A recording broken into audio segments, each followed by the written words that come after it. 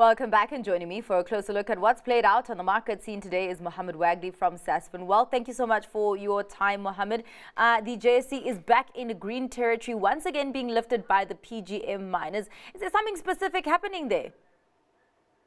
Hey, Zanati, always a pleasure to be on the show. Look, truth be told, I actually haven't picked up on too much, in terms of news coming out pushing the PGMs up. But we did have sort of a relatively negative day not too long ago. So not too sure actually what that was, but I'm not complaining over here, I've got to say. Yeah, we definitely are not complaining considering the pressure that we've seen on these miners. For the last couple of years, it's actually been too long in that downward cycle. Well, let's take a look at the company news that came out of the JSE that are also responsible for the movements that we are seeing there. Let's start off with retail and the things we eat. Spur came out with interim results today, revenue up almost 14%. That filtered through to the bottom line with headline earnings per share up almost 12%. Also rewarding shareholders there. We did see that share price, I think the last time I checked, it was about 4% up or just more than 3%. How did you digest those numbers? No, quite interesting. So when I was looking at it a little bit earlier today, it was up about 2.5%. So we saw some buyers come in there towards the end of the day. But if you had a look at the numbers, I've got to say they were absolutely stellar. It really painted a picture of a very proactive management team that had sort of set about some initiatives and are seeing those initiatives come to fruition. So we've seen sort of a massive emphasis on innovation. They put in loads of effort at revamping their stores. I think Panarottis was probably the big beneficiary in that respect. They were probably the superstar performer there. We actually saw sales pick up about 14%, if I'm not mistaken. And then also with reference to Panarottis, and I think they're doing this with Spur as well, they were quite active in increasing their presence in smaller towns, taking market share there. And what we're seeing is that's actually materializing in the numbers. So, as you say, from a top line perspective, that HEPS number was up over 11%. I think that was more or less in line with expectation. But what is really impressive here is if you compare them to sort of local peers, they're projecting to see a sort of 2% drop over the same period. So needless to say, stellar set of numbers coming out of Spur, and the share price duly rallying in relation to it. Well, let's go into Woolworths, and quite a contrast compared to what we saw ShopRite coming out with yesterday.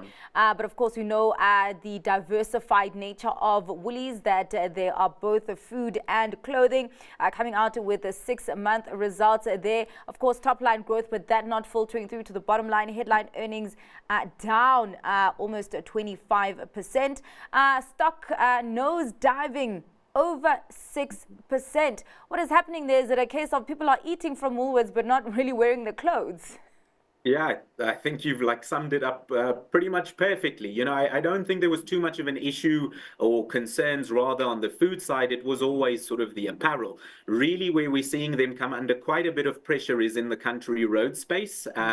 They've actually attributed this to, a change in systems from David Jones to Country Road. Essentially, they had a system for those two companies. Now they've had to do away with that system and implement a new one just for this sort of now standalone Country Road. And then in addition to that, they've also pointed at the soft macroeconomic environment, putting a bit of pressure on that space. But truth be told, if you look even sort of beyond the past couple of years, they were actually lagging industry peers over here and in Australia as well. So while management still feels that they're quite well positioned for long-term growth in the space, in the apparel space, that is, it seems the market is a bit skeptical here. And truth be told, I don't blame them too much. The shares lost about 6%, and I think it could have been a little bit more. If you had a look at sort of the earnings call, they didn't really cover themselves in glory in the questioning section, didn't answer the questions too directly, and I think that's also playing a part here. Well, softer macroeconomic environment also having an impact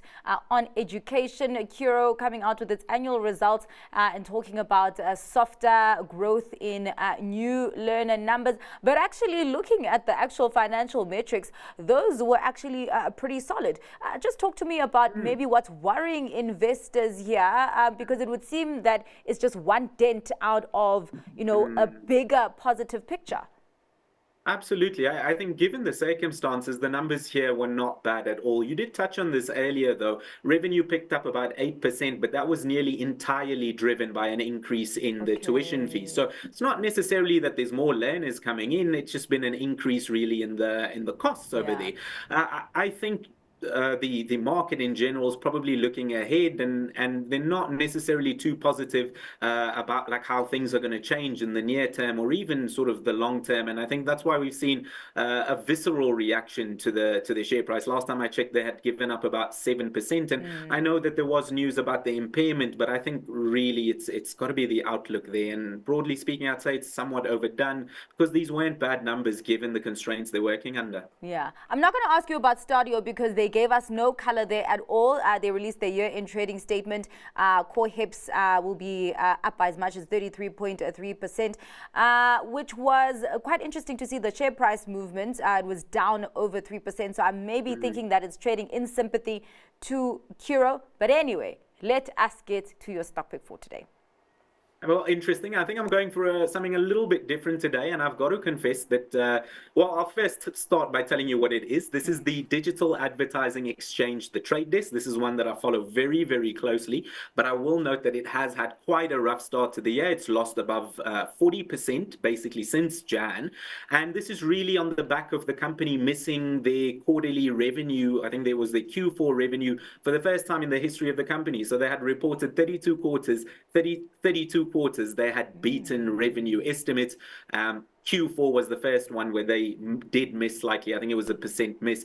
But broadly speaking, the story still holds. Fundamentally, the company is as strong as it was. The story is great. Around $67, $68. I think this is a great entry price for this company, and there's much less risk to the downside. So the Trade Desk. All right, lovely. Thank you so much for your time and for your insights there, Muhammad. That was Muhammed Wagley from Sasfin Wealth.